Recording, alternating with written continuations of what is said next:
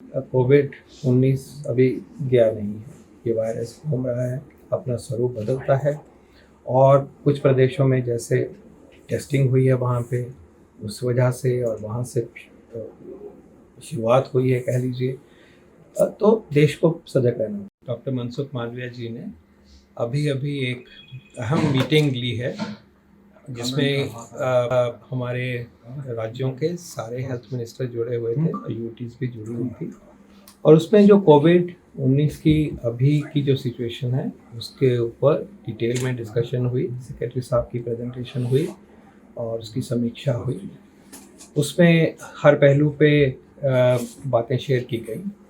आज की सिचुएशन ये है कि देश में एज पर आवर रिकॉर्ड्स लगभग 2300 एक्टिव केसेस हैं।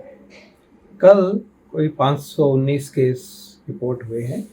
इसके पहले 2 हफ्ते में 10 दिन में 100-110 इस तरह से केसेस आते हैं, लेकिन ट्यूसडे की रिपोर्टिंग वीकेंड की कई बार हाई होती है। ये वो भी हो सकता है, लेकिन हो सकता है कि प्रभाव इस सिचुएशन में इस स्वरूप में कोविड-19 का बढ़ रहा है, ये हो सकता है।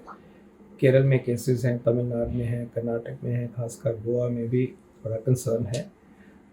तो एक नए थोड़ी सी आउटब्रेक ज़रूर सामने आई है और ये भी देखने में आया है कि इस बार ये जो आउटब्रेक है वो हो सकता है कि एक सब टाइप है जो BA 2.86 का वेरिएंट आगे जो स्वरूप लिया उसने सब टाइप है JN.1, उसकी वजह से ये अपसर्ज हुई है। बाहर के देशों में भी ये वेरिएंट आना शुरू हुआ है, जैसे यूएस में 15 से 25% में कहा जा रहा है कि अब आ गया है।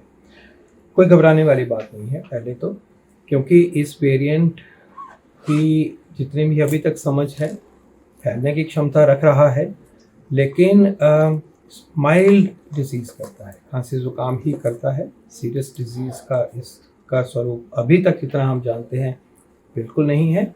हम अगर टोटल पिक्चर देखें तो सारे ही केसेस में से 91% मतलब 91-92% लोग घरों में ही हैं, अपनी नॉर्मल प्रक्रिया कर रहे हैं, खांसी जुकाम को वहन कर रहे हैं और वजह से भी आता रहता है, सर्दियों का सीज़न है। और जो भी डेथ्स हुई हैं पिछले 2 हफ्तों में टोटल 16 डेथ हुई है टोटल। वो लगभग उन्हीं व्यक्तियों में हुई हैं as per hour records and information जिनमें कि सीरियस कोमॉर्बिडिटीज़ है, कोई हार्ट की डिजीज़ है, डायबिटीज़ है, हाइपरटेंशन है, कैंसर है। ऐसे ही लोगों में जैसे कि कोई भी इन्फेक्शन फ्लू हो या कोविड हो ज़्यादा असर करता है, वैसा ही दिखाई दे रहा है।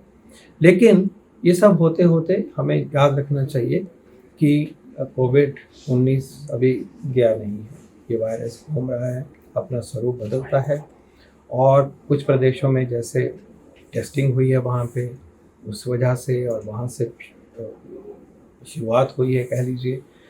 तो देश को सजग रहना पड़ेगा। पहले भी उन्हीं राज्यों से होता है क्योंकि वहाँ आना जाना ज़्यादा होता है और उनका टेस्टिंग के सिस्टम अच्छे हैं और फिर अगली जगह पे फैलता है। हो सकता है कि यही स्वरूप इसका रहेगा माइल्ड, कोई लाइवलीहुड हमारी नॉर्मल प्रक्रिया पे असर नहीं पड़ना चाहिए, यही उम्मीद है। लेकिन हमारी तैयारी पूरी होनी चाहिए।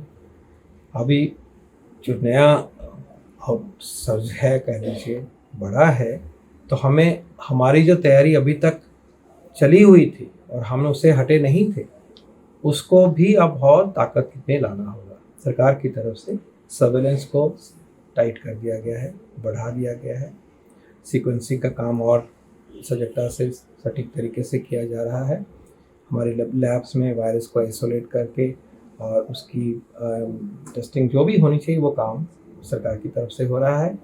माननीय मंत्री जी ने आज राज्यों के मंत्री समूह को रिक्वेस्ट करी है कि सबसे पहले नंबर 1 आप सतर्क रहिए और टेस्टिंग करिए, टेस्टिंग का डेटा प्रोवाइड करिए। जो सीरियस निमोनिया जैसी इलनेस होती है हमारी फैसिलिटीज़ में, ज़िले के अस्पतालों में, मेडिकल कॉलेजेस में हमारे सर्वेलेंस का नॉर्मल हिस्सा है, उसको पूरी तरह से निभाइए, ये उनकी पहली रिक्वेस्ट है। दूसरी रिक्वेस्ट और एग्रीमेंट ये हुआ है कि हम अपनी जो हमारी जो तैयारी है मॉक ड्रिल की बात है, पीएसए प्लांट्स की बात है, आईसीयू सिस्टम की बात है, हमारे प्रोटोकॉल और जनरल अवेयरनेस और तैयारी सिस्टम में हो, वो भी उसका संज्ञान लेने की उन्होंने रिक्वेस्ट करी है। क्लियरली कोई पैनिक की बिल्कुल वजह नहीं है, कोई भयभीत होने की वजह नहीं है। हम सब में वैक्सीन लग चुका है, हम अंदर से सशक्त हैं और इस वेरिएंट के आने के ऊपर ऐसी कोई अनहोनी हो ऐसा बिल्कुल नहीं सोचते।